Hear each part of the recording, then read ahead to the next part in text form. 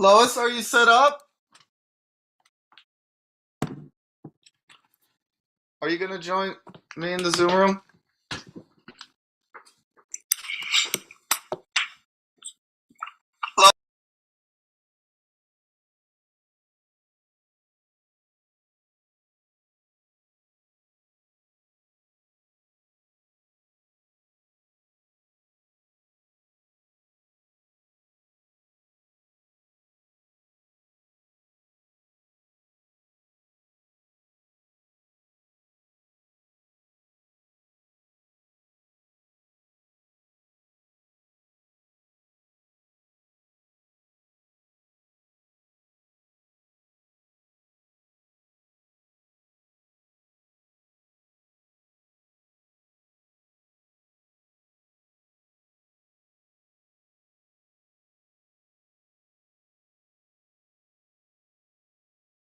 Welcome, Lois. Okay, so it's a relief that this YouTube live stream is working. I'm gonna have to close the. There's like a delay in the play. Welcome, Lois. Okay.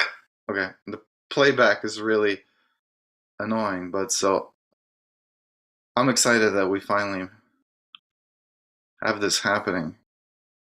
Oh, I'm gonna make you co-host. Yeah, because we've had to bounce back and forth between different streaming services, and it's just first like YouTube was working, but then I couldn't stream to YouTube, and I had to use like because there's an option in Zoom, stream to YouTube, stream to Facebook, stream to like a custom service, and I had it set up to stream to YouTube, but then that stopped working for some reason. I couldn't figure out why. So then I was streaming to YouTube by using the custom service option, which was basically YouTube. I would just put in the YouTube, so it would just be like a way to reroute it to YouTube. But then uh, I started having issues with that, so then I started streaming to Facebook, but then Facebook sometimes wouldn't connect, and then so I would, but then the custom streaming service would work, and then I would stream it to YouTube through that.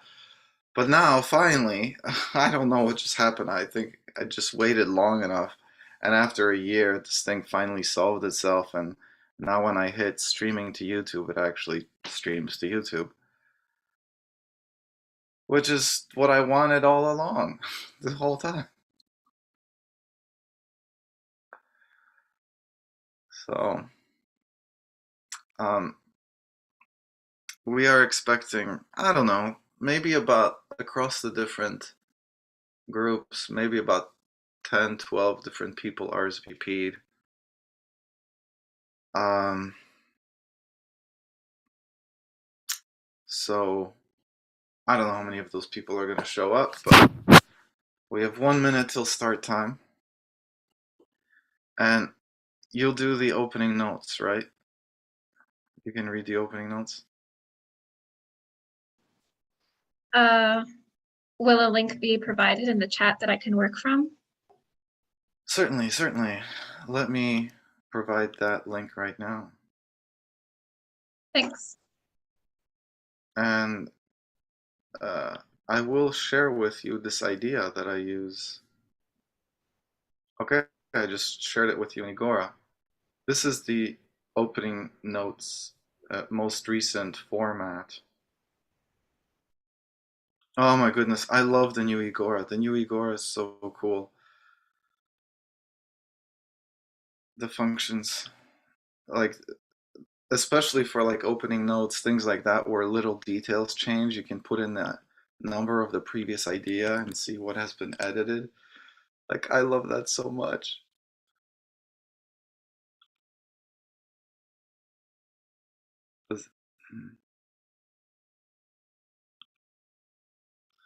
So I just shared this with you.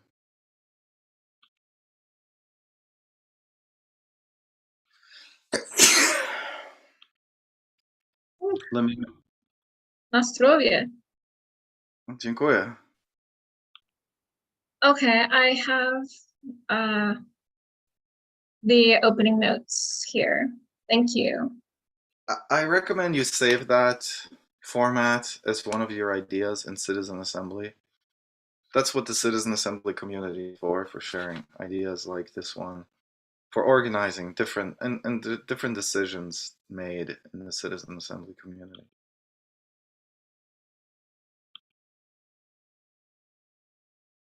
I'm gonna, I'm Okay. gonna format as one of your ideas in Citizen Assembly. Whoops. Sorry, I had to mute my speakers for a moment. I am going to be sharing the link to this live stream on social media until people show up.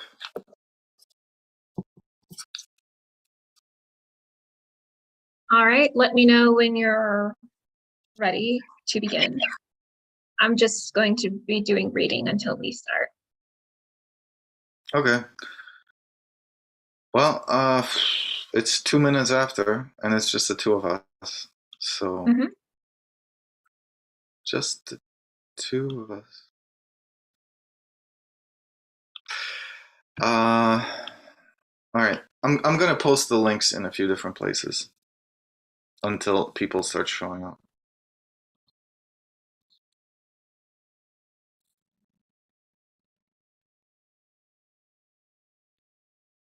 We'll give it a few minutes.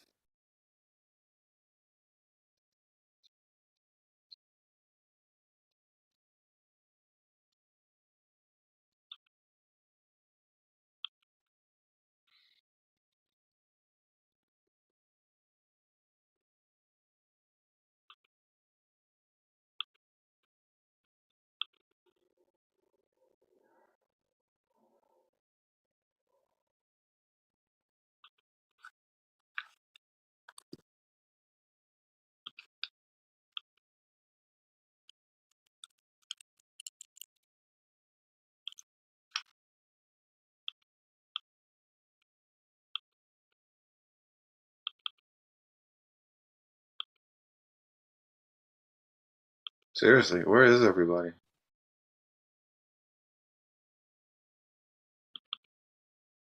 Could there have been a typo in the meeting link?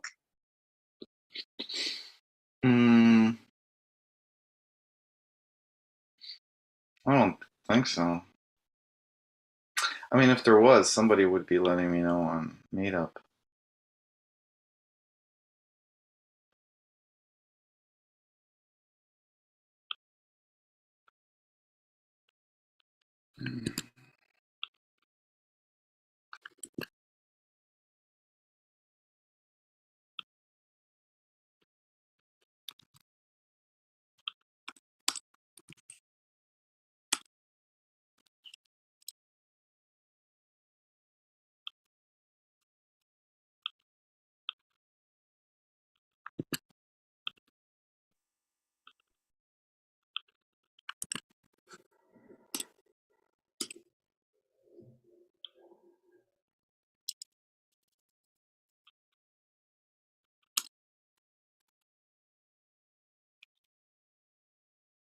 So,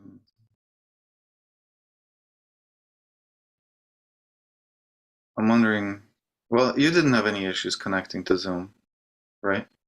Well, I typed in your meeting number, which I have memorized. Yeah.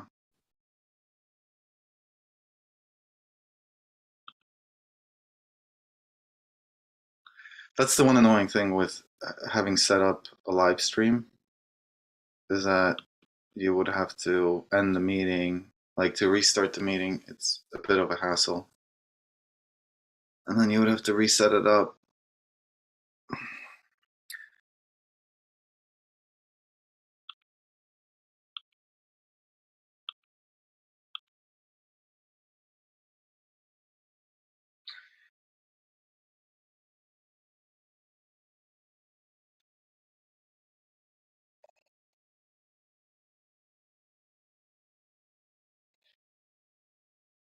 I'm thinking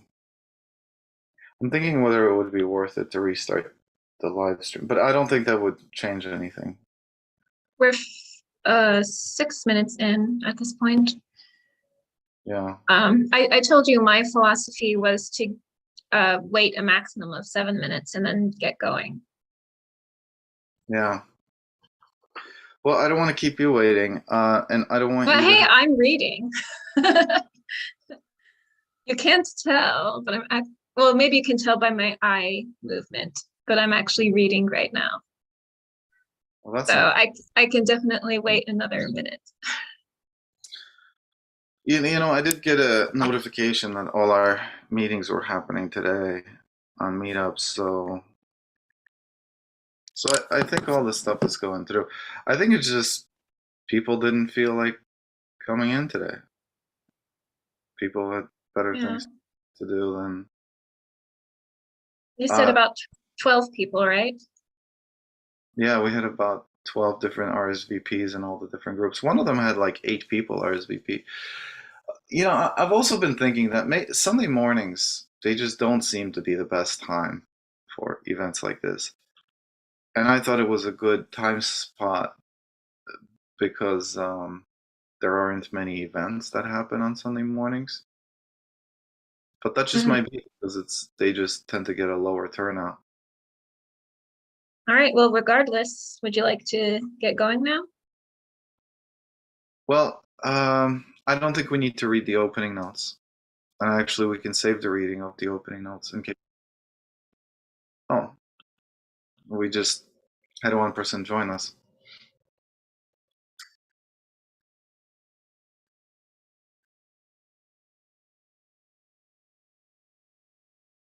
Hello. Your microphone is muted. Hello. Hello. So, welcome to Boisa. Just to uh, clue you in on what's going on. Usually, we have about 10 people, and right now, I don't know. I think people are just busy doing summer things today or something.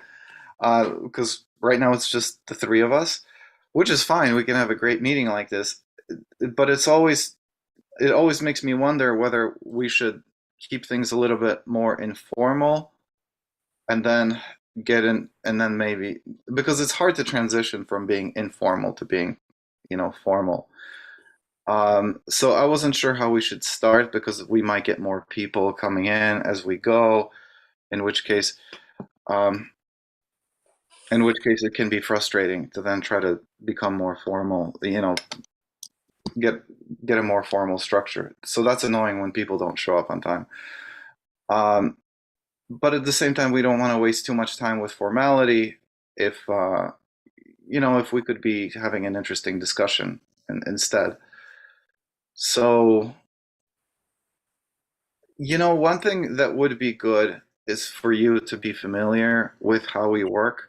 So I think the opening notes are, you know what, I think we should just go ahead and go with the regular meeting structure and just start with the opening notes so that Naboisa is familiar with how we operate.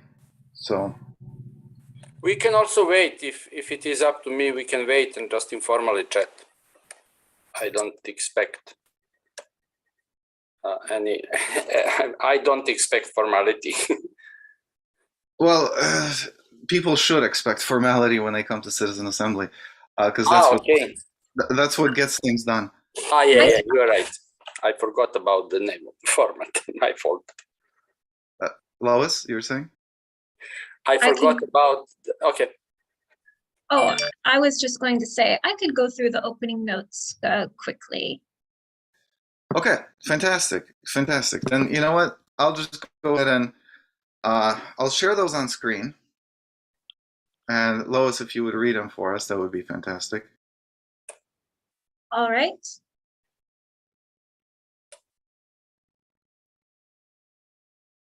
Here we are. Citizen Assembly opening notes. We maintain the right to freedom of speech. This does not include threats or harassment of other participants. 2, as individuals, we are partial. As a group, we are impartial. We are here to develop our own philosophies and to assist one another in doing so. 3, be mindful of everyone's time. You will have more than one chance to speak. Time limits may be imposed. 4, this community is what you make it. Criticism is cheap. What we want is better ideas. Speak up. 5, focus on advancing your best ideas, not on winning every argument. Be strategic. 6, we are here to do politics, not to comment on politicians doing politics. Take a stand for ideas, not faces. 7, to be presentable at Citizen Assembly, an idea must be written as a plain text document, published for others to see, and copy left for others to use. We use agora-ilp.org to conveniently and efficiently share our ideas. 8, we follow a specific format. The presenter presents an idea. We measure the support in Agora for that idea. We deliberate in strict order of claimed turns by raised hands. We conclude with uninterrupted closing remarks by each participant. Number 9, respect your host. The Citizen Assembly Network is inclusive of everyone, but the host of any particular meeting has the right to dismiss any participant whom they are unable to handle. 10, to help maintain respectful attitudes and a dignified atmosphere, proper way to address other participants is citizen followed by their name. 11, help us help you. Use the chat to share any information and resources that you think are important. 12, this meeting is part of a larger process. We encourage you to present one of your ideas at an upcoming Citizen Assembly, organize your own Citizen Assembly meetings about topics important to you, host your own citizen office hours to discuss ideas one-on-one in greater depth, and make connections with other participants to network and socialize. Thank you very much, Citizen Jurevich, or Citizen Lois. Sorry. What? You could call me Citizen Jurevich. Awesome. Well, as long, I hope you're happy with it either way. I prefer to go by the first part of the name, just cut it off at the end. But the next portion of the meeting is a quick round of introductions, about 30 seconds, just so we get a sense of who we're going to be working with today, what people's priorities are. I'm going to put that in the chat as a reference. And Citizen Lois, if you would please lead us in the introductions, starting with yourself, of course. All right. Okay. My name is Lois Diggs Jurevich, and I live in the state of Illinois in the United States of America. One of my main concerns is too much centralized power in the United States instead of more individual sovereignty of each of the 50 states. Thank you. So next, Neboisa, or Citizen Neboisa, you may introduce yourself. Okay, thank you. Yes, my name is Nebojša Milikić. I'm from Serbia. This is one of the states of former Yugoslavia. I'm cultural activist and producer. I work for more than 2 decades in the sphere of engaged culture, as we call it, in the region relating to the issue of wars in former Yugoslavia, transitional processes from socialism to capitalism, and all related social changes.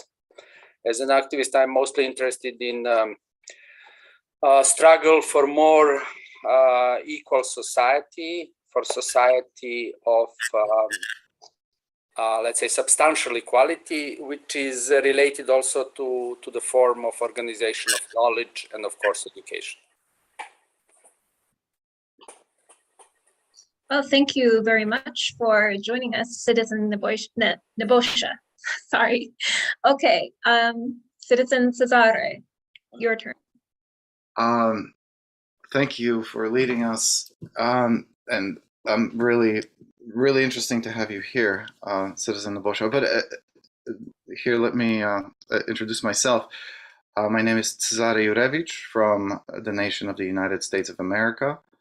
My main interests as a thinker, that's ethics and economics. My main concerns as an activist, that's animal liberation and social and economic justice. All right, we're gonna go, let's see, the next portion, we have a small group, but nevertheless, the rules still apply. So before I present today's idea, I just want to say we do have these T-shirts to award to the most insightful contributor of today's discussion. Ultimately, we do organize as the International Logic Party, a political party that's based on rationality and truly democratic processes instead of, well, ideology and corruption. So, so we do. So these T-shirts, they do represent us, and control your government. Obviously, that's what that's the message we're sharing with people, for people to control their governments. And over here is the on the back is the visual representation of Agora, the worldwide stock market of ideas. Each column represents like a different idea, showing how strongly it's supported within the platform. And so so at the end of the meeting, we're going to be voting on who had the most insightful contribution, and that's really whatever people feel. And I'm going to mail out the T-shirt to whoever wins the vote. Before I present one other thing, so I want to demonstrate. So we only have one new person here.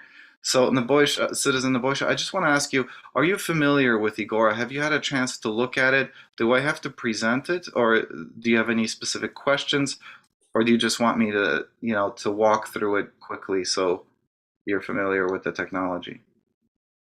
I checked the website. In fact, the page related to today's session, and that was all. I think I didn't research a lot.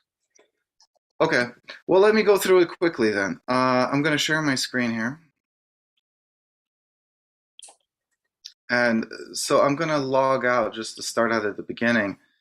This is the front page. It has a Greek theme to it because it's inspired by Greek thinking, Greek philosophy, some Greek democratic concepts.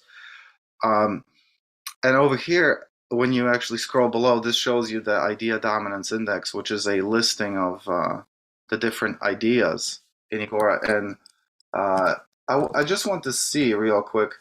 So today's idea, the idea that we're going to be discussing, is actually in 21st place with 47 points from 8 supporters. So this idea relatively has quite a bit of support from a lot of people compared to the other ideas. It's pretty high up there. But the point of Agora, and I'm just going to log in real quick to demonstrate. The point of Agora is to enable each person to develop their own political philosophy from different ideas. And so here, this is my profile. These are my ideas on all kinds of different issues. There is a specific structure to it. They start out more philosophical and they become more practical. I'm not going to go through each one of my ideas right now, but just to show you the top idea that I have in my philosophy, it has 23 points. And together with 4 other supporters, we give this idea 52 points. And the next idea is 22 points. It has 54 points from 4 supporters, and so on. Today's idea that I will be presenting, I give it actually just 2 points. And so, but it has 47 points from 8 supporters. And so it's each person developing their own philosophy, but it's also integrated with the philosophies of other people. And then these points then create the idea dominance index, which shows a listing of the most strongly supported ideas by the people. So you actually saw that on the front page, but here it is again. This is the idea dominance index. You can also filter these ideas in other ways. So you can organize this information and filter it in different ways. But we're going to see whether we can make this idea move up or down, through today's deliberation, and see whether we can get some new supporters for it. The other thing that I just want to show, well, two main things. The point is that we can actually algorithmically create a list of political candidates who most closely represent the will of the people. I'm not actually trying to be, a candidate, or I'm not trying to be president of the United States, but for example here, if I announce myself as a candidate for president of the United States, we can create a list of candidates, and we don't have any other candidates to be president. So I'm the only one on the list, but I'm in first place. and this is my score. This score is based on which ideas I support and how much support those ideas have from the people. So so this tool, and we can do that for any government position around the world. So we can create a list of basically ideal political candidates, uh, essentially making politicians replaceable, outsourcing the government to the people. But then everything you just saw, this is the main Agora, which is for national and international ideas. And we also have a municipal Agora. This is for organizing ideas at the local level. So, for example, here I have ideas for Chicago, Illinois. And then we also have a community Agora, which is for organizing, enabling any community that wants to be more democratic to organize itself within the platform. And so we have different default communities that people participate, that everyone is a part of when they first register, but people can also create their own communities based on things that are interesting to them. So to make, like labor unions, student governments, just employee-owned businesses, for example, could use this tool to organize themselves more democratically. A lot to be said, but I'm just going to stop right there. So that's what Agora can do. I think I'm going to go ahead and go on to today's presentation. Let me just put 11 minutes on the clock to help keep me on track here. Stopwatch. Okay, and I'm gonna first let me share this idea in the chat so that all of you can read this. If you have not read this already, this way you'll have access to this idea. I'll put the link in the chat.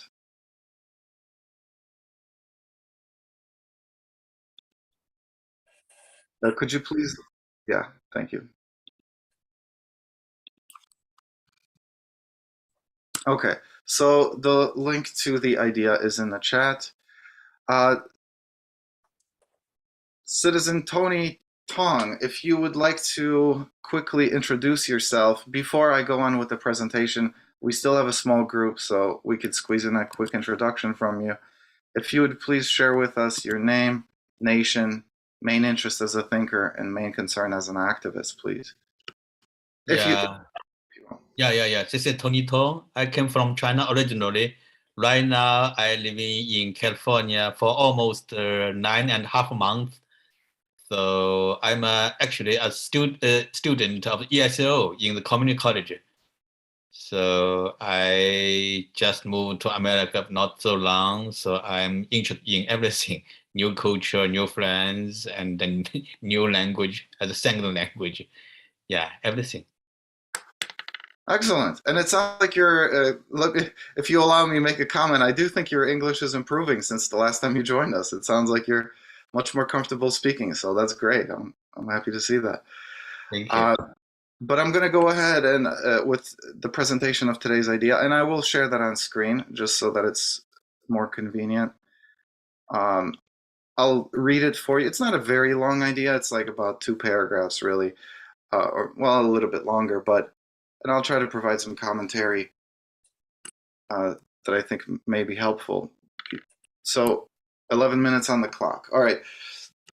Funding of higher education, administration of higher education. Section 1. While basic education is that which is minimally necessary for a person to be a moderately functioning citizen and worker in our complex society, we recognize that higher education yields even greater benefits for both to the person and to their society. I just want to make a quick comment. I do support a different idea that pertains to basic education. So that is a separate idea being addressed separately. It has a separate mechanism. So here we're in this idea, we're actually focusing just on higher education. But let me continue. First, it makes one a well-rounded citizen and more understanding citizen, capable of imagining and designing a better future for all of us. Second, it makes one a much more productive worker, capable of delivering much more value to themselves and to others. Third, it helps one be a better friend, parent, mentor, and coworker by developing in them a fuller perspective of life. As such, because we collectively value these outcomes, we find it a worthy... Okay, so there might be some typos in here. This is annoying. We find it a worthy goal, I think that's what it was meant to say, to fund the higher education of our citizens and permanent residents.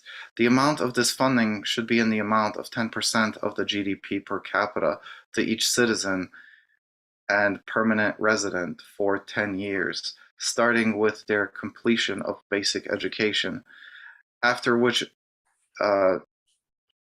would be 3% to encourage their continuing education.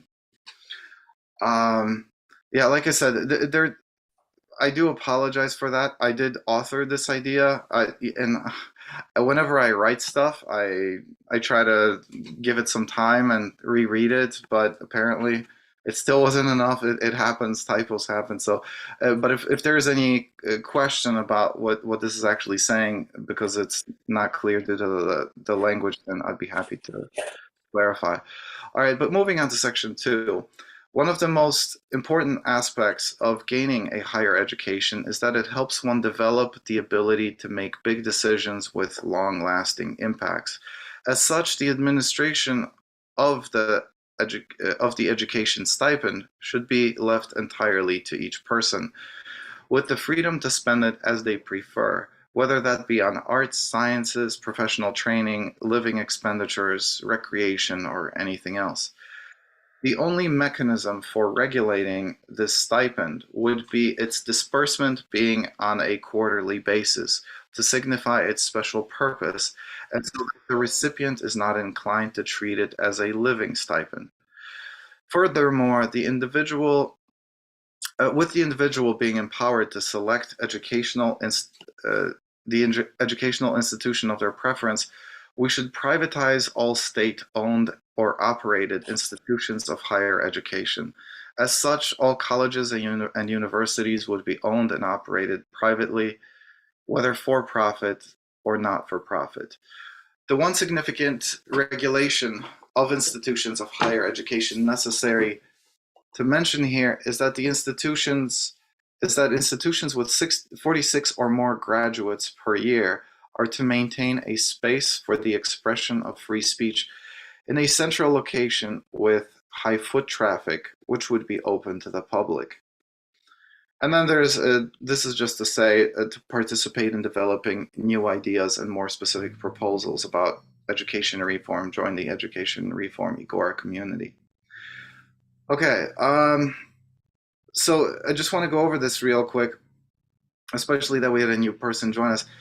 This is kind of a very simple idea. Basically, what we're saying is 10% of the GDP, and this is, if you actually consider what that is quite a reasonable amount. I think this comes out to be like $6,000, around $6,000 per year in the United States. So what we're saying is, for the first 10 years, somebody would be getting 10% of the GDP. After they finish their basic education, they would be getting about like somewhere around $6,000 per year for 10 years, which actually comes out to about $60,000, which is kind of right around the average amount for what higher education costs. Whether or not you think that should include like a living stipend or not, but I think that's a very reasonable amount. And then after that, after 10 years, it would be reduced to only 3%, which is, well, it's like around $2,000 per year. It's not a huge amount of money. Actually, it's not at all, especially with inflation. It's a lot less, but it adds up. And basically, essentially, over the next 30 or so years, it's another $60,000. It's enough for you to continue, take a little bit of classes on the side here or there, maybe save up for a couple of years or a few years, then go back to school, maybe to get like a new certificate or something. But that can make a really big difference for some people. And then the other point that we're saying here is it's not just about giving people money. It's about really empowering people and encouraging people and also confronting them with the responsibility of their decisions, which is a part of the higher education. Basically, what we're saying is there will not be any oversight. People will be able to spend this money however they want because that's a part of their educational process. The one big thing that we're saying here is that we wouldn't be giving it to people on like a weekly basis, you know? So because like if you give money to people on a weekly basis, if they don't have any other source of income, they'll be inclined to just spend it on, you know, whatever, or they're, well, the point is that if you distribute it too small, then people will be inclined to consider it as a part of their, you know, ordinary income. But if you chunk it out into larger spending blocks, then people will have a larger amount to potentially pay their tuition bill or something like that. Obviously, it's not, you know, it's not saying that somebody is going to spend that on education. But if you don't eat, you can't learn. So maybe a part of your education is just staying alive, and spending it on food is exactly how you need to spend your education stipend, so you can stay alive and keep learning. So so we're saying this is really up to the individual how they administer that, but we are trying to channel it very lightly by, you know, putting into larger chunks so that you would be able to spend that on you know, something like a tuition. Um, there was another thought I had about that, but it's not. It seems to have skipped my mind right now. Um, you know what? It will come back to me during the deliberation. I think I'm ready to wrap up. I still have quite a bit of time, but I don't remember what else I was going to say, so it will come back to me. The one thing, so I'm going to stop the timer here. The one thing that I'd like to do before we move on, open the discussion, move on to the deliberation portion, is to get a sense of how people feel in the room. Like I said, I think this idea will be getting edited. There are some small editing mistakes, grammatical mistakes, so I'd like to fix those. Maybe with your input here, you know, if you want to point some of those things out during the discussion, that would be great too. But I do see a new version of this idea coming along, so that will be a bit cleaned up. But okay, so like we saw, this idea is in 21st place on the idea dominance index. I'd like to see where our current assembly stands, getting a quick show of hands to see who agrees with this idea and who disagrees with this idea in general. Obviously, if you disagree with it, you'll be able to clarify, you know, during the discussion. So I see a hand up. I'm guessing that's a hand up in agreement from Emma, citizen Emma. I agree with this idea. I think this is a good idea. Do we have anyone else who agrees with this idea in its current rough form? Any other agreement? Okay. Looks like it's just two from the current assembly. So let's open up the floor to deliberation. Please raise your hand in order to claim your turn to speak.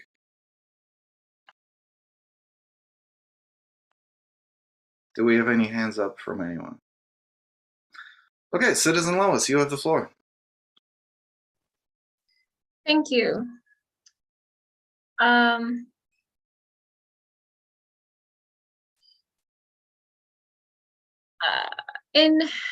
In general, I think government subsidized education, the merit of that idea depends a lot on the quality of the educational institutions and what people can do with the education they receive. So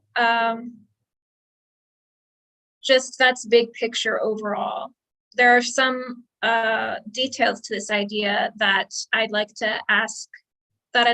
to raise concerns about, and perhaps ask if you can explain a little more the reasoning behind them. One of them is the ability to spend the education stipend in any way a person chooses, including for living expenses or recreation. This opens this means that a lot of the money likely would not be used in the way intended by the government. And even with food stamps and things like that, you need to spend it on food products, really, which I think is necessary. So I guess one of the questions is, how would you respond if a lot of this taxpayer money is used for things less important than education? And then also the public space for free speech for universities that have 46 or more graduates per year.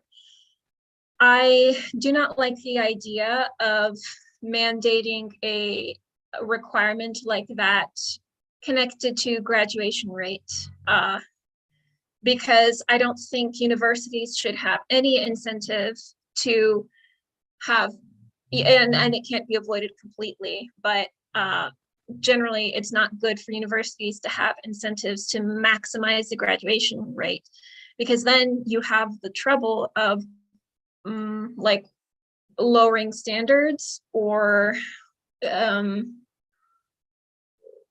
watering down the grading, things like that, which might be nice in the short term for some values, but not good in the long term for other values. Those are the concerns I'm raising now. I'm done. Thanks. Thank you. Do we have any other hands up? I will go ahead and raise my hand, but if somebody would like to speak next, you may take the floor. And I'm still trying to find out where the hand up function here is. Okay, here we go. My hand is up. Okay, so I want to address a few points. Right, so the one thing that I was going to say that I forgot to address is that this idea is saying that we should close all public institutions. I think we need to remove the administration of higher education from one of the roles of government. It's just not. It just isn't. I think the government maybe has a role to play in basic education. I don't want to say primary education, because that kind of means like only, I think, until you're 12 years old. But I think the government does have a role to play, and especially in the other idea that I support, the one that addresses basic education, because in my idea, I think your citizenship should be predicated on you completing your basic education. So I do think the government has a role to play in you completing your basic education, because that's a part of you becoming a citizen. That's the way that I see citizenship. So, but beyond that, I don't think the government has a role to play, other than maybe providing the funding for people to obtain that education. So yeah, I do think like state universities, we just need to eliminate that. And the fact of the matter is that the best educations of higher learning, at least in the United States that we have here, are private institutions. So we don't need the government in that. What we need is people being able to afford education if that's what they want, but the government is not necessary in order to administer it. So really, I am in favor of smaller government in that way. If you can make the government smaller, then do it. All right, enough about that. Regarding about how people spend the money, right, the people can spend the money however they want. And I just want to clarify a few other things, because this idea is related to a few other ideas, but it's not stated that it's related. For example, the universal basic income. I am in favor of a universal basic income. You can see that in my ideological profile. However, if we were to implement the UBI, and if we were to implement a higher education stipend, I think, and it's not mentioned in there because some people might not be, I don't want one idea to be compromising the other, but the way that I envision it is that the total amount would be unchanged. So if you have both a higher education stipend and the UBI, together they would still amount to the same sum. So if we, basically, whatever the UBI amount is, that there would be a certain amount for the higher education that would essentially be subtracted from the UBI. So if you implement the higher education stipend first, and then you implement the UBI, then the UBI would be reduced by the amount of the higher education stipend. Essentially, in a way, it's like the higher education stipend is a part of the UBI. It just gets distributed on a quarterly basis instead of on a monthly or whatever the UBI would be. Maybe it would be monthly, maybe it would be weekly.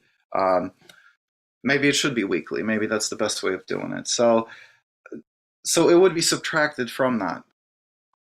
And as with the UBI, people would be able to spend the UBI however they want. Like we're not gonna. It's their income. Like it's their money. They get to spend it however they want. Like I said, the only thing guiding the spending of the education stipend towards education is that it would not be on a weekly basis. Basically, you would probably starve before you get your next education stipend. But that's your problem. Like, it's up to you to budget those resources. It's up to you to get a job. It's up to you to do all kinds of other things. But that's the only thing, and this is really to distinguish it. It's just really to give it a reason for it having a different name, because otherwise, essentially, it becomes like a UBI, giving people the freedom to spend it on anything they want. It essentially would be just a UBI. But we don't want it to be just a UBI. We do want it to have a flavor of, an educational flavor, you could say. But at the same time, giving the people the freedom to do that. So the question is, how would people spend this? A large part of this idea is really that we just need to redistribute more wealth. There's just too much wealth that's being concentrated by high income earners. And I think a lot more of that wealth just needs to belong to the people because our society is stronger that way. Our society is more productive that way. So really a part of the reasoning behind this is just redistribution of wealth.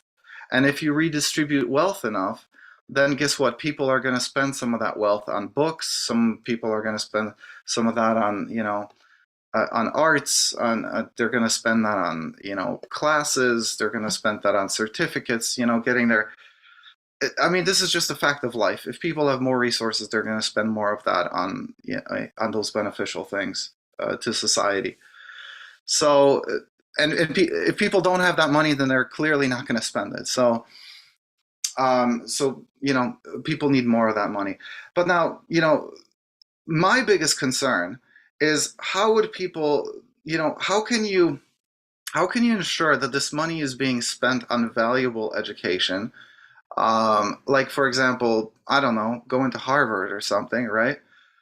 Just to use that as a cliche, as opposed to you coming to my bubblegum, chewing school. I'm gonna come to my school every Sunday. I have a school, and I'll give you a certificate that you can chew bubble gum and that you can blow like really nice bubbles. Like yeah, sure, I could start a school like that. I mean, it's stupid, but what if somebody really cares about that? What if that's a really valuable skill for them? And who am I to judge? Who is anybody to judge that that's a valuable skill?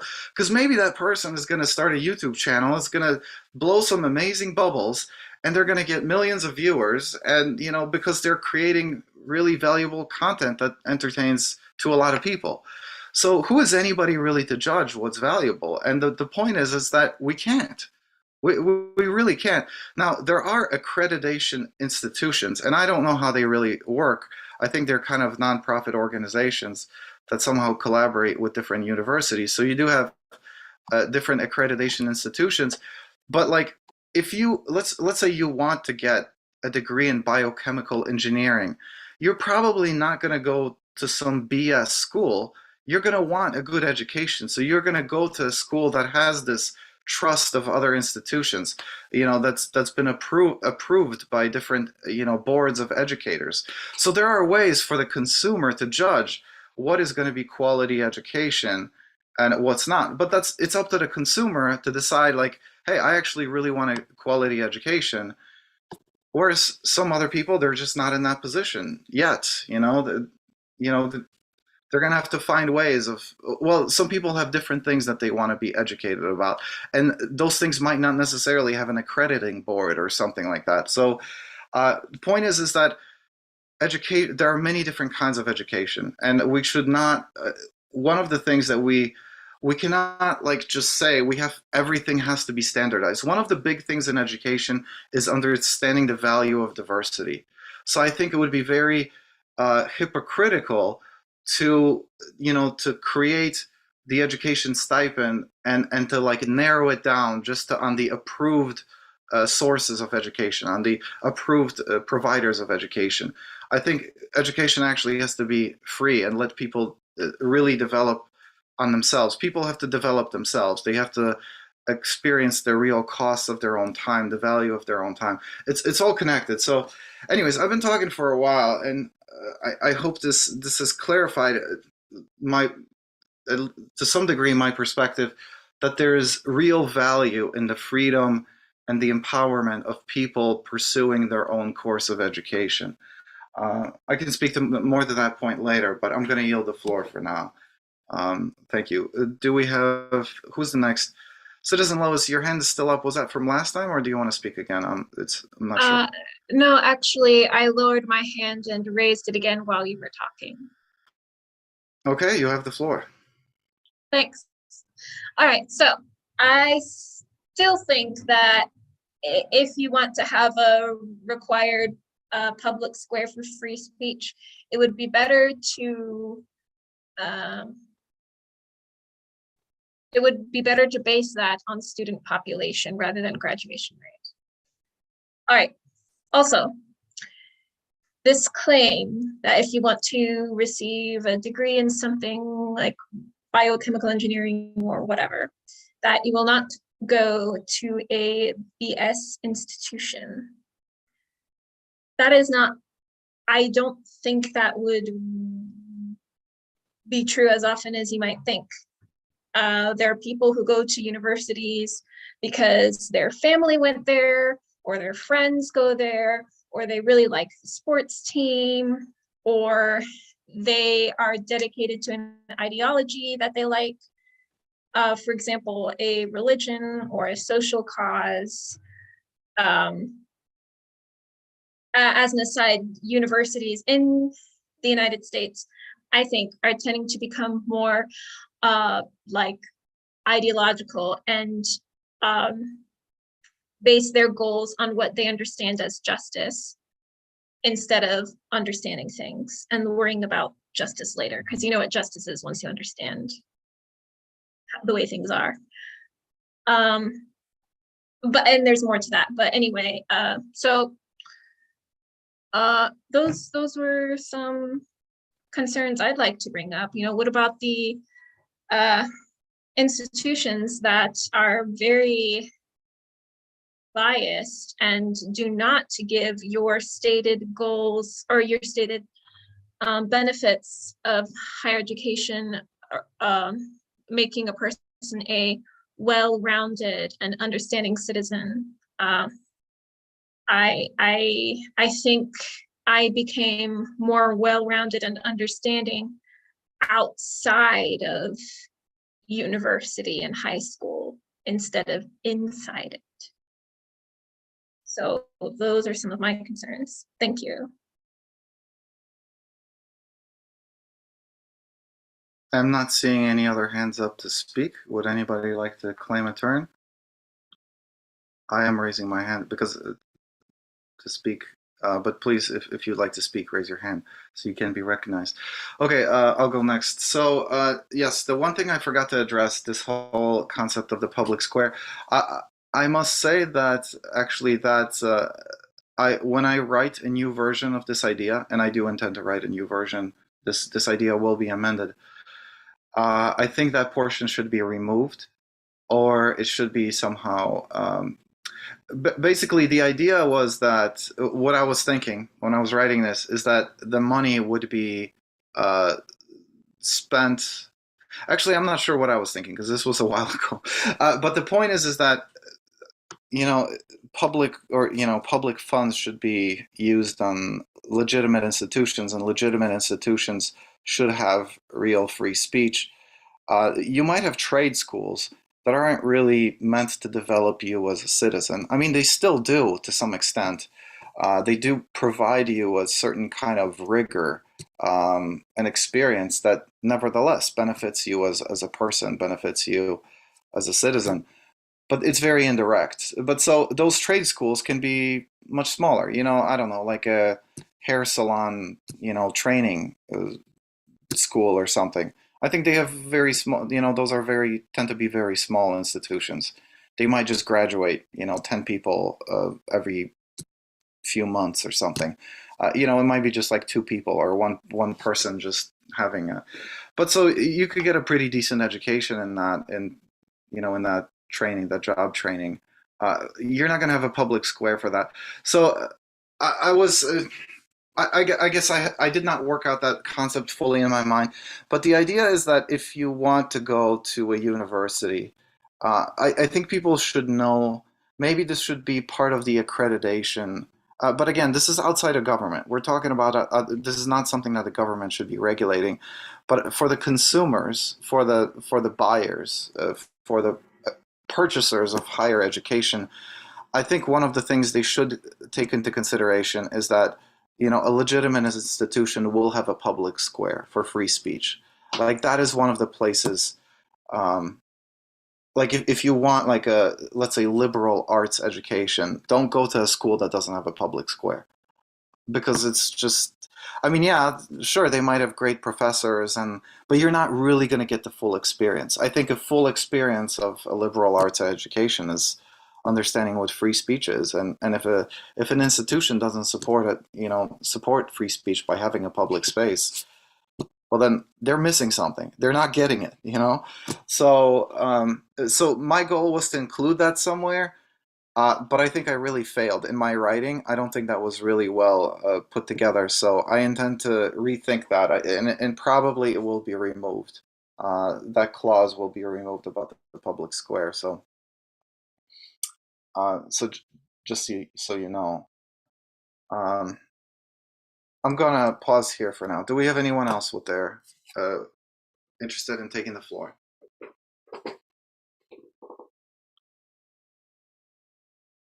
Citizen Lois, you have the floor. Thank you. This actually reminds me of when I was in an institution of higher education. I would raise my hand so often that the professor would say, anyone besides Lois? Okay, so continuing. If now this is addressing something you said earlier that I forgot to add. If there's no oversight to how the education stipend is sent, and if the only nudge towards spending it on education is that it's distributed less often, and maybe there's some kind of letter that says for your education, like something like that. I think it would be just much simpler to include all of the basic income together and include information in the letter or whatever saying, we encourage you to spend some of this on education, because it just seems like an unnecessary complicated step that would increase overhead costs. Like, that's the way I see it.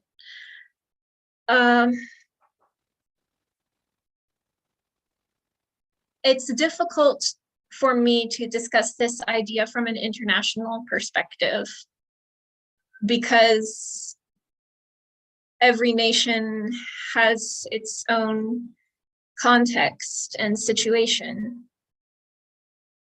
And I know a little bit about some differences between the universities in the United States and universities in parts of Europe where the education is free for the students or, really taxpayer funded.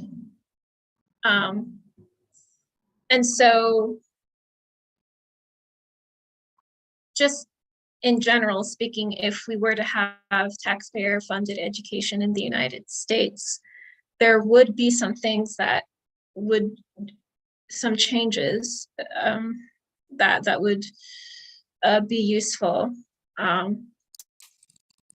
The universities in Europe typically take a shorter time to get the degree because there are fewer general electives.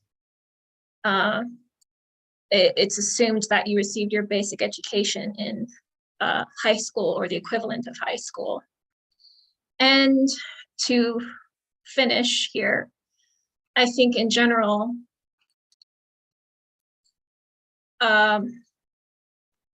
just to address that written comment, we do have taxpayer-funded education in the USA, inofficial taxpayer-funded education. Are you referring to government funded scholarships, or the lower education, the primary education? I assume you're referring to those things. Because, you know, I don't think that going to a university after graduating high school should be necessary to being a well-rounded, understanding citizen. I think you should get all of that by the time you're 18 or around that age. Thanks. Okay. Thank you. I do have my hand up next. So one of the points I wanted to address, what you said previously, Citizen Lois, is that you said you learned a lot outside of the university. Yeah, I think at Citizen Assembly we provide a really great education, actually, and it will only improve as we grow and as we have more people providing knowledge to our community. So yeah, there are many other ways that you can acquire knowledge and wisdom. Maybe not necessarily, we're not going to train you how to do some job or something, or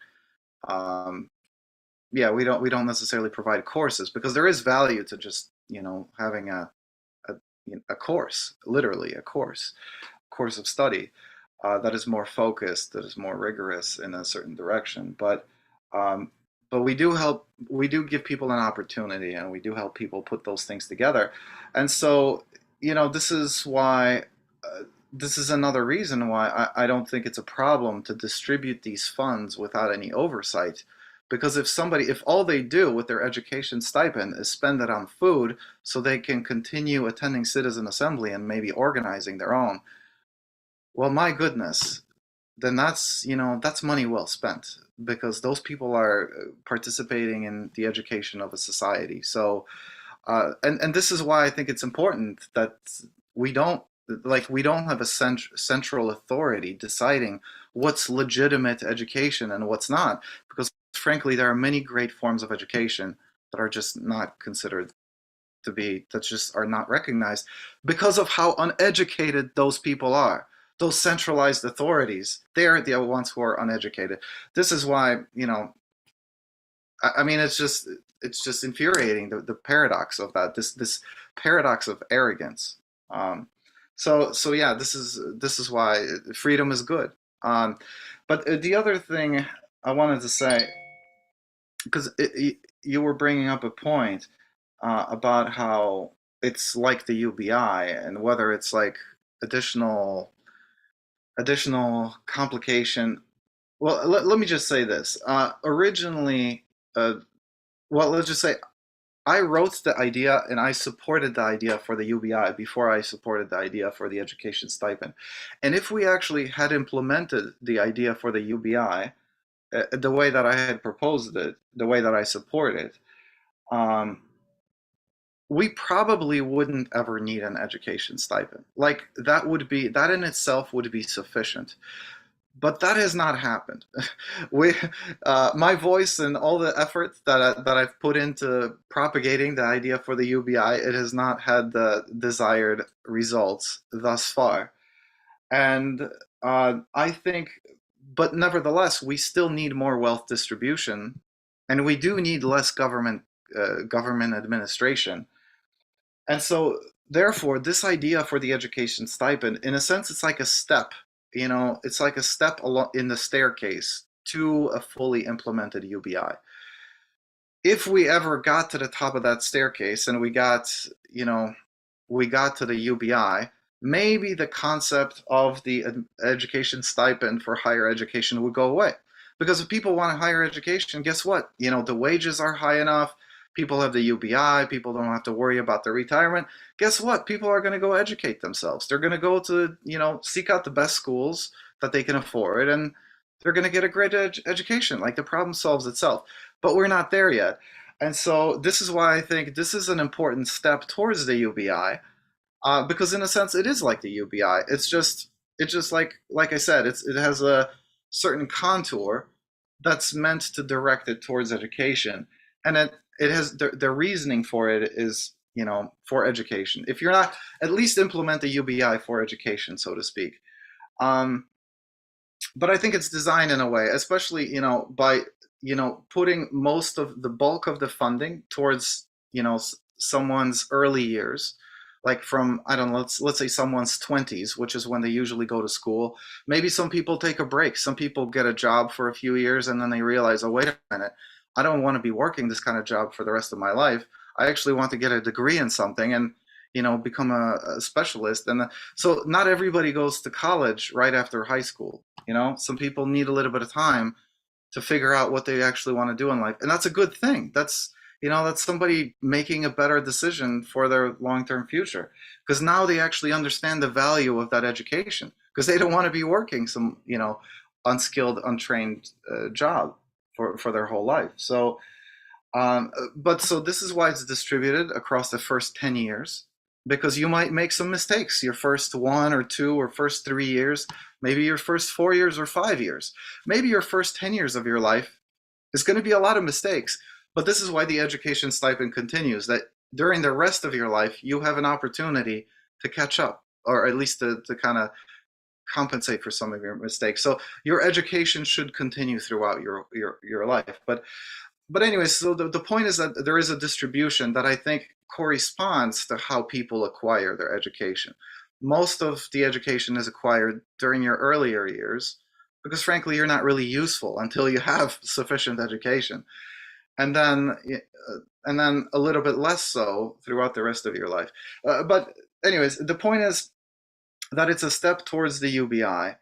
And I think what's also really important about this is, this idea is meant to appeal to both people who want a more socialized society, but also people who want less government. Because essentially this does lead to much less government. It's a much direct distribution of resources without all the overhead and the oversight, the administration of government agencies. So I think this idea does appeal to both, you could say both sides of the current political divide. Because it means smaller government, a lot less waste on government. I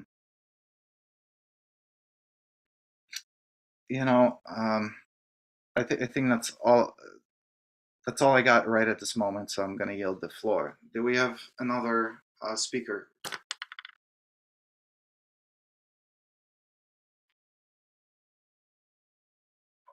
And please, if I when I speak, I try to address all the points. I try to take notes as I speak. But if I don't always remember or forget, something slips by. So feel free to reiterate whatever points you have if you don't feel that they're being addressed. It's okay. Free speech. Say it again if you have to. Citizen Lois, you have the floor. Could Citizen Cesare, could you please concisely, simply answer the question, why not provide all of the UBI together instead of separating one sum you get quarterly and another one you get weekly or something like that? Like how does doing that, why would that be worth it? Okay, like I said, I think this is an interesting idea to discuss, especially in a society without a UBI. This idea has a lot of merit. Uh, until a monthly or a weekly UBI is implemented, um, this is an easier sell. This idea, I think it's a really good idea in the meantime until a UBI is implemented. If a full UBI becomes implemented, um, and then we have this division. Okay, some of the resources go towards, the UBI, as stated, and some of the resources go towards the education stipend, and they're administered on a different time scale. Well, at that point, we might be like, you know what? People are already getting the UBI. If they want to spend that on, if people already have resources to spend on whatever they want. There's no point in keeping this complexity. At that point, that complexity might be eliminated. So what I want is the UBI, but we're not getting there yet. So I think what we should have is the education stipend. But once we get the education stipend and we get the UBI, then they would just kind of become one, and the other one would go away. That's how I see it. I don't see this complication as necessary to maintain after the implementation of the UBI. But we haven't done that, and that's why this idea is here as it is. I hope that answers the question. I yield the floor. Do we have any other, anyone else interested in speaking in favor of this idea, against this idea?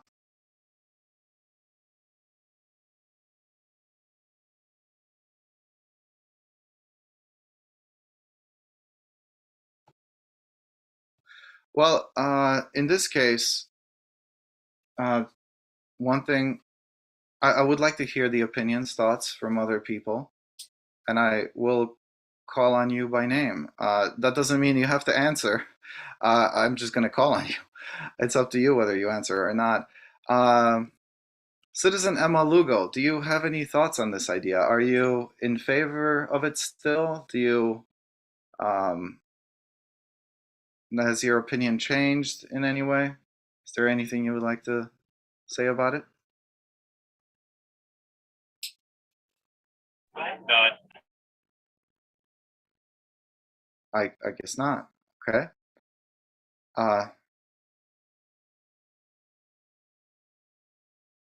Okay, we have. Okay, so Citizen Amalugo still supports the idea.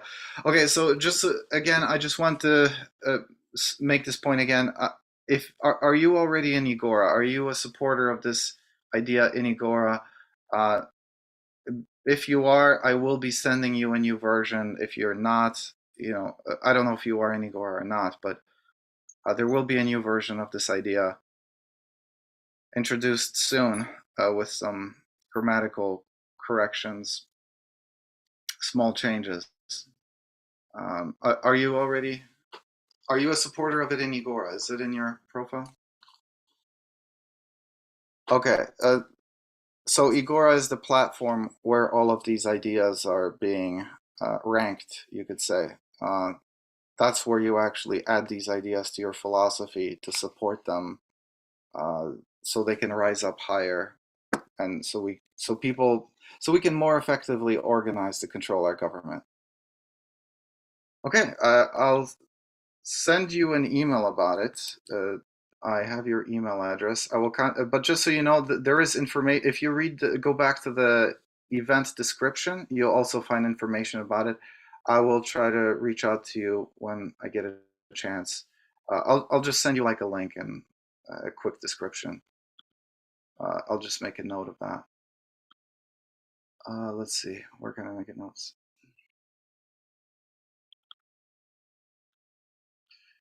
Do we have anyone else interested in speaking for or against this idea?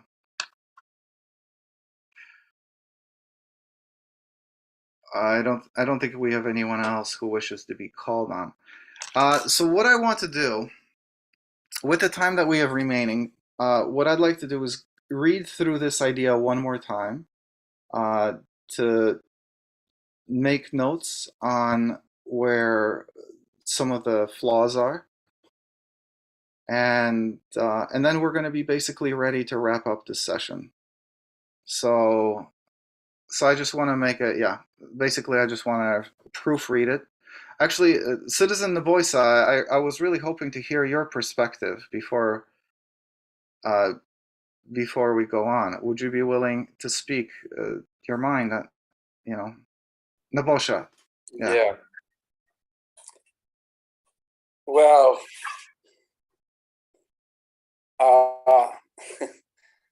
it is a bit of like entering different dimension, you know, a different universe for us from former socialist countries.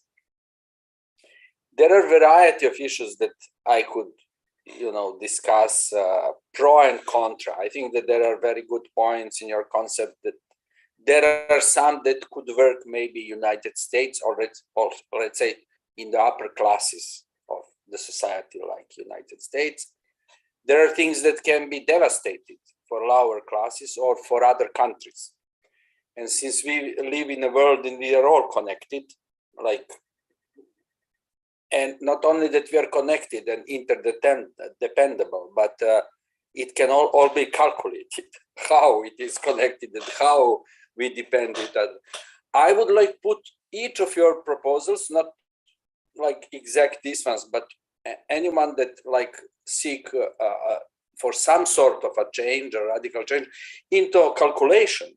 I would calculate for every aspect of it, how it could contribute to reducing inequality, if it is the goal, how it would contribute to de-hierarchization of knowledge, if it is the goal. I mean, yes, state might be, especially in American, let's say, Protestant culture, seen as a control factor, power imposing entity that has no, concern about the rights and ambitions of individual. But in other countries, it can be different. It can, because it's, let's say that it is a body that organizes like one community or one society. If you are a poor community and poor society in today's world exposed to imperialist terror from day to day, from year to year, from century to century, I mean, sometimes the only way for you to organize the decent defense is the state. I mean, this is what is at your disposal. You cannot choose. There's no other weapon, you know. Or you organize into state and you know, sacrifice part of your individual whatever. Sometimes rights, sometimes ambitions, sometimes capacities, or you just get exposed to like chaos.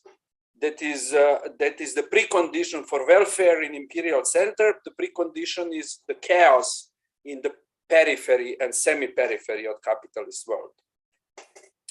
So this is why I think that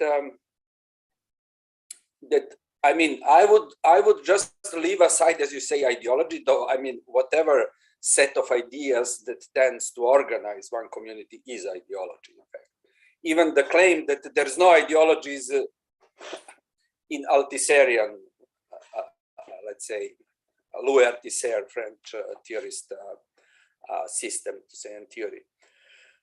So, first of all, I think that the basic complaint mine would be that today's knowledge that is not addressed, the nature, the capacity, the quality, the organization of today's knowledge is not addressed in your proposal. It is seen as some sort of natural habitat of all individual minds. I think that this is not natural habitat, that it is constructed social category and social fact that has its implication, daily, monthly implication to each of us. And this is what I like in your proposal, because somehow it is recognized that in fact there should be individual approach and a capacity to individually respond to the fact that the body of today's knowledge affects every and each of us.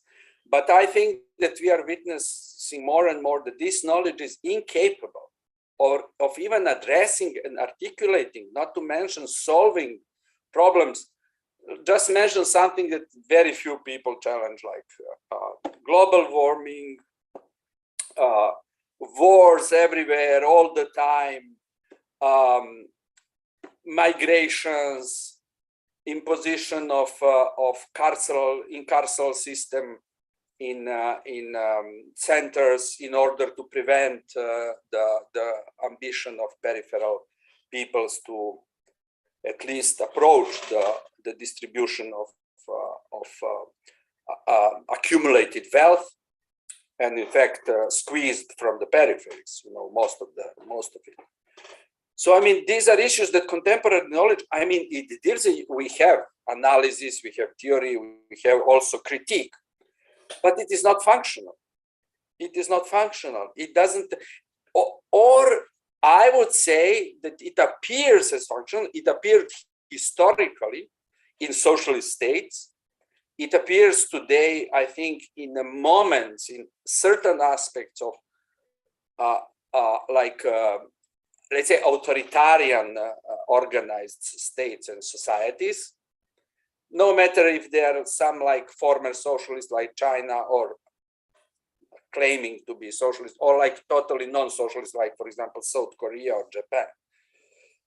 But we can see that that this body of knowledge is incapable exactly for ideological reasons, because it is hierarchized, it is accessible only to the tiny minority of whether geniuses or rich people that can afford it, more and more even in Europe. And simply they use that knowledge to reproduce themselves as a ruling elite. That's it. And we see that, I mean, according to Piketty, Michael Piketty's very popular book from 3-4 years ago, a global elite, I mean, this is upper middle class to say, reproduces itself like medieval nobility. If you were not born in that elite, you cannot become part of it anymore. Anymore means after the socialist project was temporarily, as I hope, abandoned in parts of the world. So the chance to cross the social mobility of today's world is, according to him, I mean, he's not Marxist or something. He's just an empirical researcher. The social mobility is at the level of 16th century England in the world. So, and this is all the result of the existing knowledge of all these universities. I mean, I worked in university. I do not place myself out of that responsibility, on the contrary. But, you know, just to technically or like conceptually make this knowledge accessible, I think that it can end up both in like deconstructing what I'm interested in, deconstructing the way how knowledge is produced and acquired and transferred, or it can end up just in more and more alienation of that value of knowledge of global peoples, you know, like because unless there is, and in the end, I believe in information technology. I think that everything, as you made this algorithm for scaling the attractivity of the ideas in this website, it can be calculated. I mean, you can calculate pretty correctly how many and which people would benefit from that model. Most likely, which means, you know, statistically that it will like more or less prevail as an outcome. So this is my concern, but I don't feel that. I mean, you asked me, so I debated. I think that in your context, your proposal is fair. I know very good. I'm interested, and I'm very like somehow integrated in American culture. And I know that this enmity and confrontation with state is somehow progressive in many aspects. But on the capitalist peripheries, it is not. And peripheries make majority of the world. So the concept, I think today has to tend to be universal. And you have very important detail in your proposal, only citizens of United States. It's very clear, not only people that are there, but also that have papers to say, which is discriminatory, because without these non-citizens of any core capitalist country, there would be no welfare and like this incredibly brilliant, to say in many aspects, infrastructure of whatever in capitalist cores. Quick point of clarification: it's actually residents. It's for legal residents, not for citizens. Okay, but I've been to LA. I know that like there is at least 1 million people in LA that are not legal residents, like so, and they're necessary for the economy, contribute to economy. I think that anybody that contributes to economy of one society should be considered legal, like. Anyway, living in a fortress of Europe and having this migrant like tsunami that happened 3 or 4, it's an ugly word for groups of people, of course, but it simply was ideological tsunami, because European culture couldn't cope with the results of its own politics, like, because they are refugees mostly from these areas destroyed by politics of global imperial powers. And they just, what Europe worries about today is like same, like pretty much like at least Republicans in the United States, how to stop these people of compensating for the damage that they suffered due to development of developed world. Like. And when you have such an ideological backlash, like it is civilizational breakdown, it is cultural, it is the myth of culture from 18th century onwards. Then, models that are technically offering accessibility, participation, they're all suspicious, Why? What they offer? They offer some sort of facade. I mean, I don't think that people shouldn't try, but this is why I'm interested in more ambitious, to say, and more radical change. And as a former formal educator, now I'm more into informal education. I mean, when we say knowledge, let's not forget every bad thing in this world, starting from weapons that are used now around the globe, to restrictions, to carceral apparatus, to class struggle from above. This is all knowledge. Architects made gas chambers and the most deadly weapons. Engineers.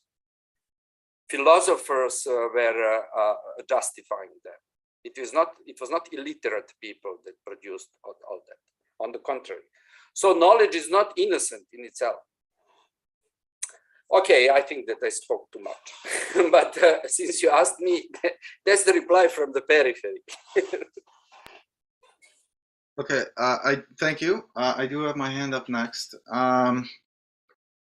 I was thinking to address one point again, how this proposal is different from the UBI, and I thought it was different, but in a sense it might actually be the same, because I was thinking that the idea that I support for the UBI, it's a much more it's a fluctuating UBI. It depends on how productive the society is. If production falls, UBI falls.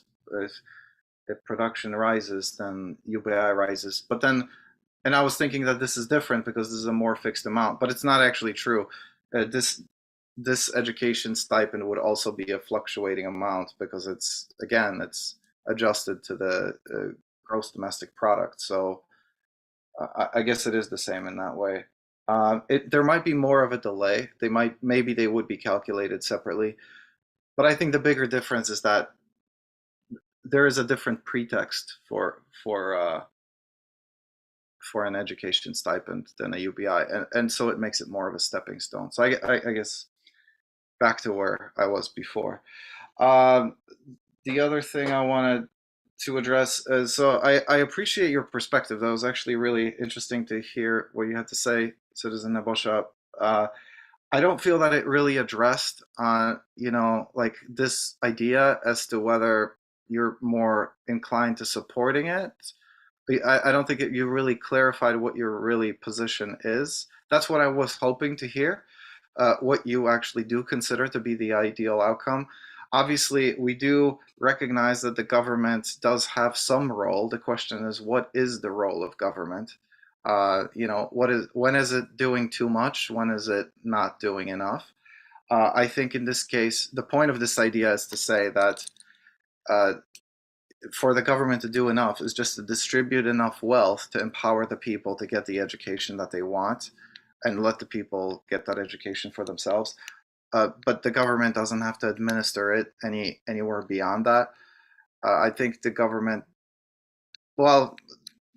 plays a role in enough different ways, such as creating the demand for certain products, science and technology. So through government contracts and stuff. So there are different research initiatives that are very often sponsored collectively, which fund certain institutions to perform some kind of research. So that is a way that the government can validate certain intellectual or academic educational structures. It will give a research grant for this type of research to this institution or something. So there are other ways that government plays a role, and I think that's enough. But yeah, I was hoping to hear more your perspective on what you actually think is a good idea. As interesting as that was, that didn't tell me much, on what you consider to be, and the best way to organize higher education. So you can try to answer that if you'd like. I think I'll yield the floor for now, since you have your hand up. You have the floor. Okay, thank you. Yes, I mean, I was trying to reflect on, let's say, overall, to say, coordinate system from which your proposal appears. And I think that that coordinate system is not questioned, and I'm interested in questioning it in short. So, for example, when you say government, which government? There are various governments. For example, let's say state. As we agree, is if we agree with the Marx definition of state, that is the office for common affairs of the bourgeoisie. And I think that hardly anyone would disagree with that, because technically it is that this is the main ruling class is using state to provide the reproduction of its power. And if government is a group of people, specialists, politicians that staff that office, there are different governments. At least there are governments that resisted this historical role of bourgeois state and went for something else, whether through revolution or after revolution or joining global revolutionary forces, so that in fact they try to reverse all the processes of reproduction of class society, social hierarchies, etc., etc. For one example, what Castro did at one moment, I don't know that, I didn't read it in any documents or something, but in some chat I just found out recently. But it could be true, because also Yugoslav partisans after the Second World War, when they took over the country, they did something similar, massive actions of bringing literacy in the most distant areas of the country. Castro, according to that story, stopped any education above 6th grade unless all citizens of Cuba were not literate, were not able to read. And I think that this is great example how coordinate system could be changed. So if we introduce accessibility in a system that is so hierarchized and so petrified in its role of reproduction of all the unjust and all the problems of contemporary system, I don't think that we are bringing change. We can in the end just transfer responsibility to citizens, from system and ruling elite to citizens. They can say, okay, you are guilty. You now have everything, and you cope for yourself. And in basic income ideas, once when it gets into this radical version of getting rid of the state, there is pretty much of that. Anyway, if I have to say what is my idea is addressing the, first of all, capacities of development of information technology, and developing a model of deconstructing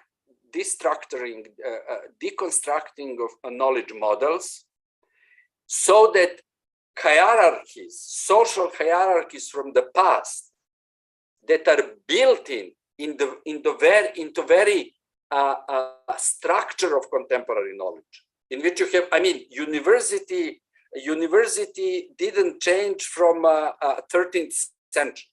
It's like Catholic Church and university are two institutions that didn't change for almost 10 centuries. Why? Because they can serve the social hierarchies.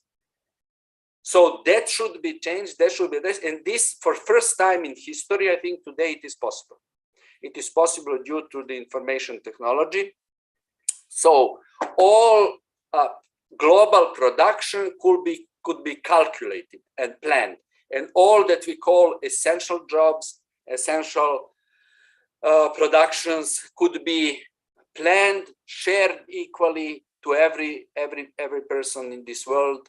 In fact, that would overcome the existence of the state. That would overcome it. And everybody could be offered to develop its own capacities and interests. And this is where I recognize the quality of your proposal. This freedom to develop yourself, which is totally absent from today's system. Only a middle class, upper middle class people, kids have that possibility. And this is, of course, why they are ruling class, because they can develop social and cultural skills that make them totally.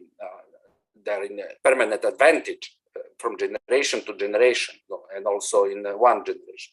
So that's it. I think that, I mean, it's a long story. I work with some activist groups here. We have texts and all that. But the point is, now you can calculate. And knowledge and education should be slowly, not abruptly. I'm not revolutionary myself. Like directed towards developing of global models of production and reproduction that would open space exactly for the individual development of every citizen of the world. I mean, in short, that's a concept. Now the details, I can send you some text, but I think that they are not of the interest for assembly. They could be of interest for some sort of government, you know.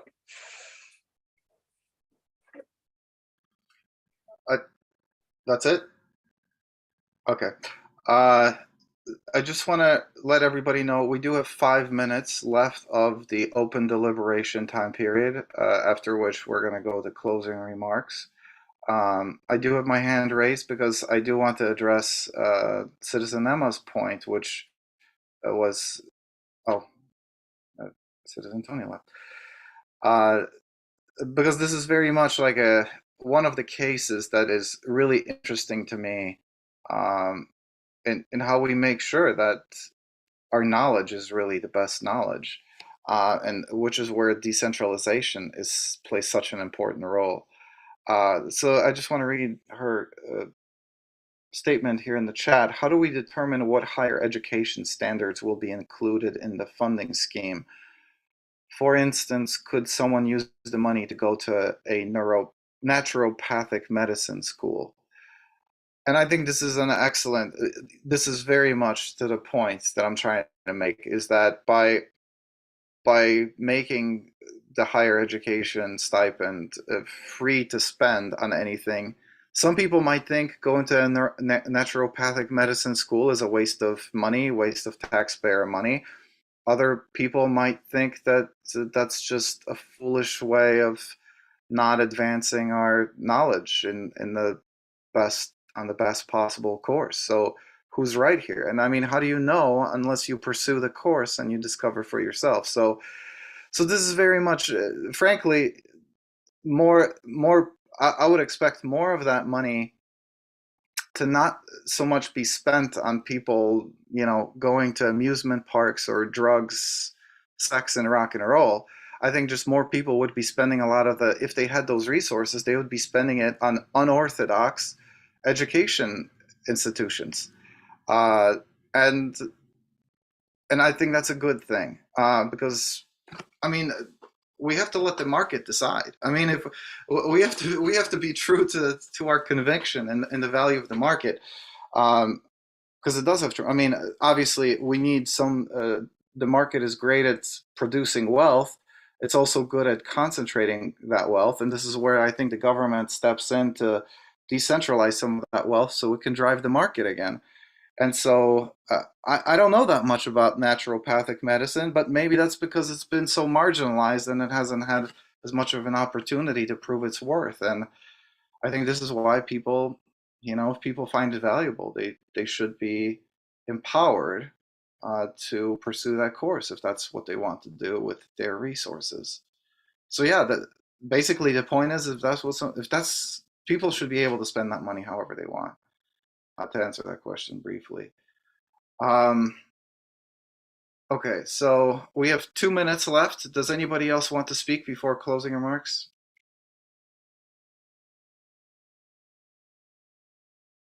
All right, let's just go into closing remarks. And again, closing remarks is an opportunity for everyone to, finally speak their mind. Usually it's useful in that we can get people to speak that otherwise haven't spoken before. So yeah, sometimes some people will volunteer to speak more than others, and closing remarks is at least an opportunity to get those people to express their perspectives. Citizen Lois, would you be willing to lead us in the closing remarks and call on people, make sure everyone is heard and we stay in order? Yes, I can do that. All right, so closing remarks. This is your chance to say anything you'd like to.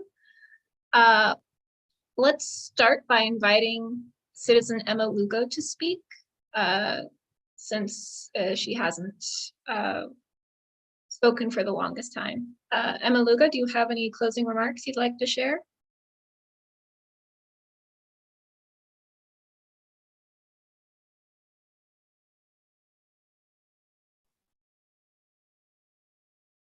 Okay, no, just this has interesting. Thank you. Okay, all right. Well, thank you.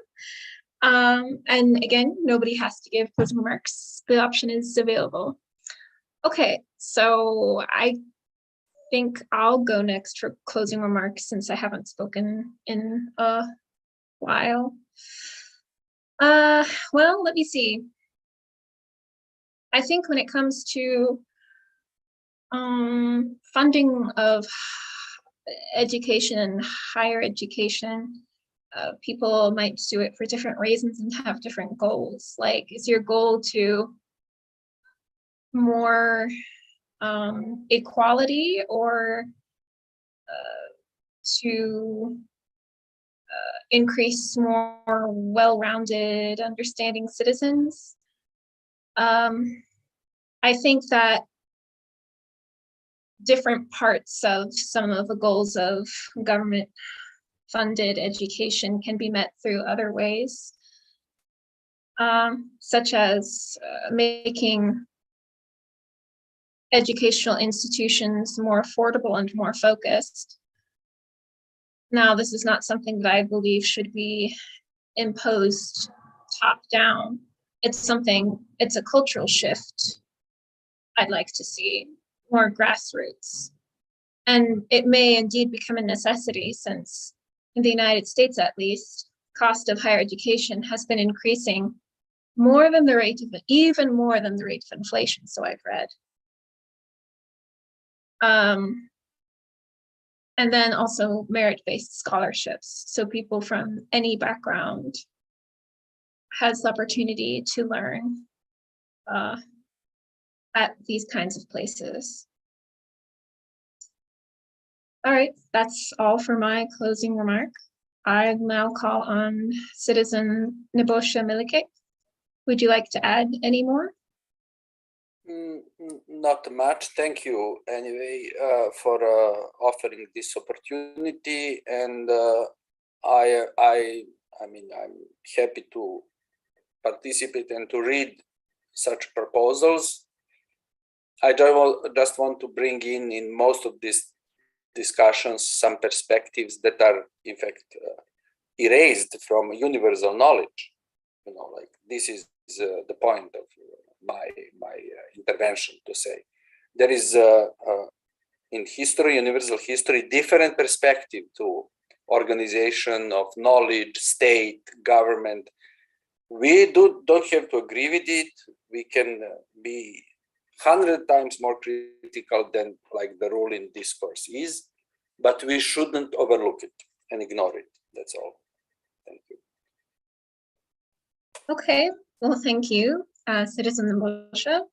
Now finally to the host, Citizen Cesare. Thank you.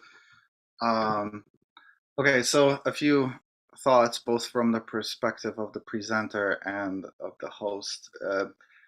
I want to say one thing that I haven't said all along, but that's really important to me, and Citizen Lois has kind of brought this up, is this idea is very much in response to the whole idea of eliminating the government administration of public institutions and actually putting that money in the pockets of ordinary residents, so that they can spend that money where they really need to spend it.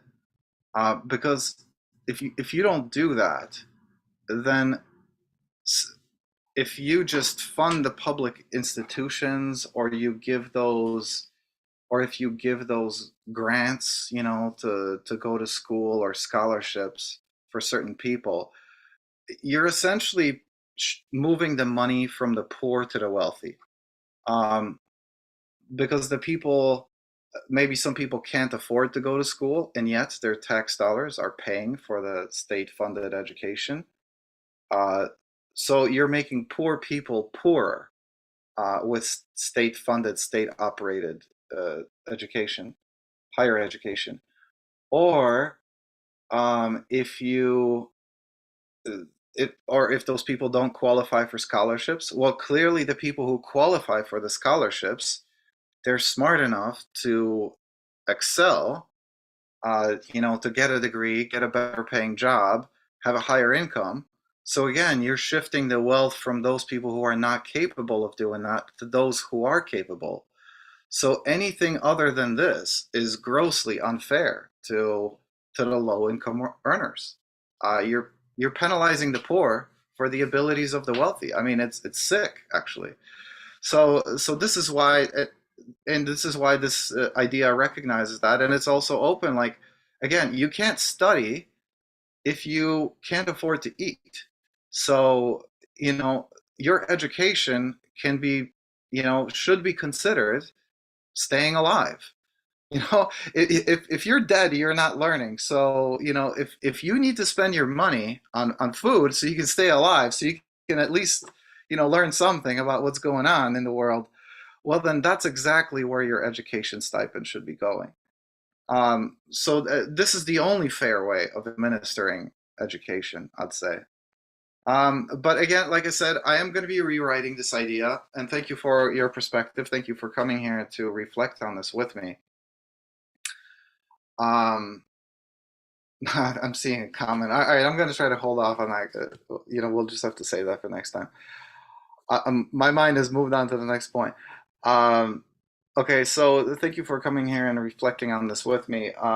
We are going to be keeping this room open for a little while after the official meeting, so we can chit chat, network more informally. I also want to invite any of you who would like to discuss these ideas to my citizen office hours.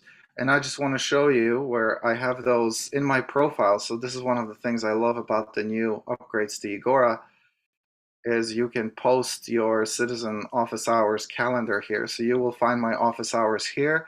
And these also lead you to the Citizen Assembly meetup group where you can RSVP to my office hours to make sure that you do get a dedicated session, because otherwise it's open to listeners and other people coming in. So make sure you RSVP.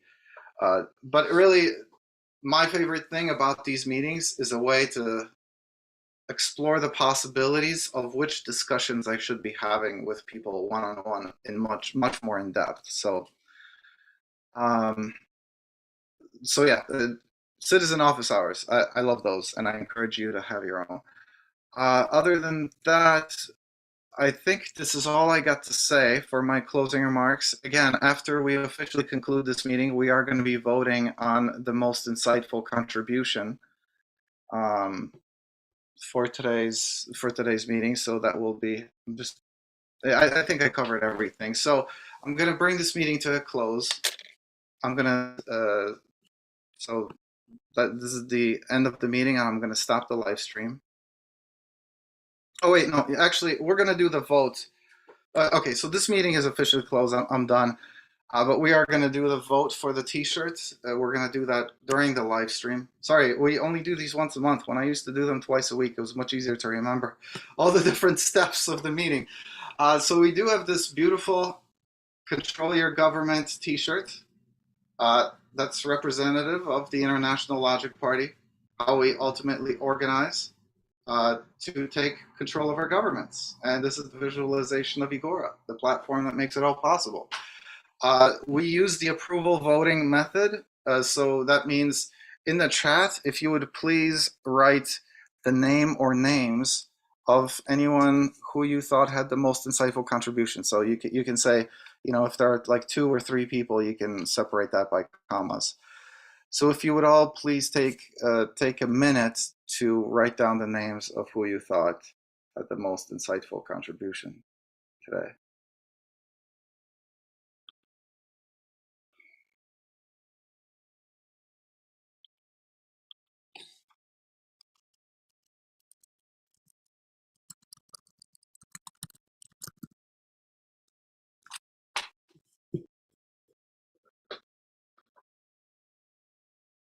Well,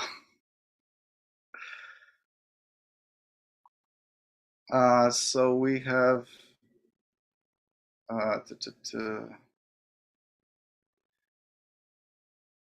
so we have 2 votes for me,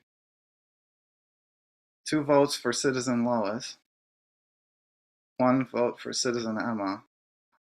Citizen Lois, are you willing to break the tie for us?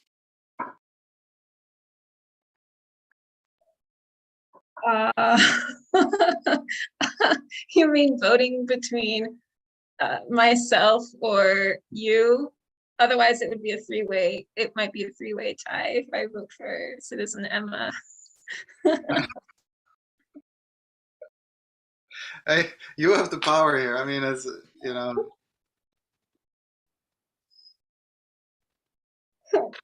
Well, I'm going to vote for the host then, Citizen Cesare.